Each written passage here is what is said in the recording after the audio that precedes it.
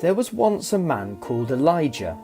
He was a prophet, a very special man who would listen to God and tell people what he said. One day, God told Elijah to speak to a king called Ahab. He and his people didn't believe in God. Instead, they would worship a statue of a bull called Baal. "There is only one God," Elijah told King Ahab. "Baal is just a statue. It has no power. God created the whole world, and he wants you to believe in him." But King Ahab didn't listen.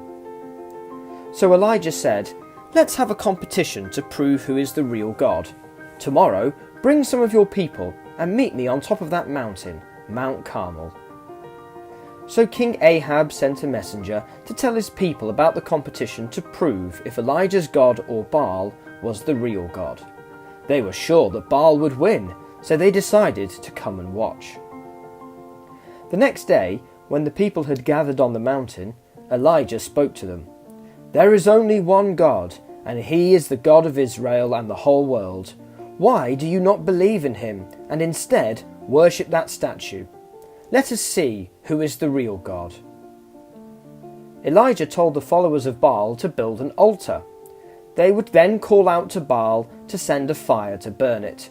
So the people built an altar out of stone and wood, and they began dancing around it, shouting to Baal to send a fire. But nothing happened.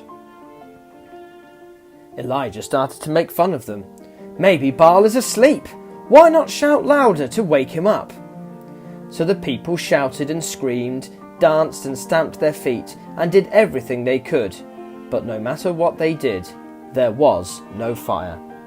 Eventually, they gave up. Then it was Elijah's turn.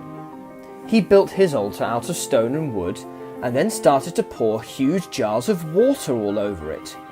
The people couldn't believe it. "What is he doing?" they said. "There's nothing in the world that could start a fire on something so wet." Then Elijah prayed to God. "Lord God, you are the only God. Let these people see that I am your servant and are only doing what you have told me to do."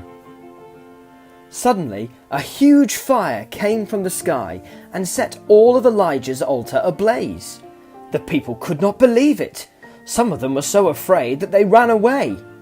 But many realized what was going on, and they went back to tell their friends and family what they had seen. "There is only one God, and Elijah has shown us that we were wrong. We will not worship Baal anymore.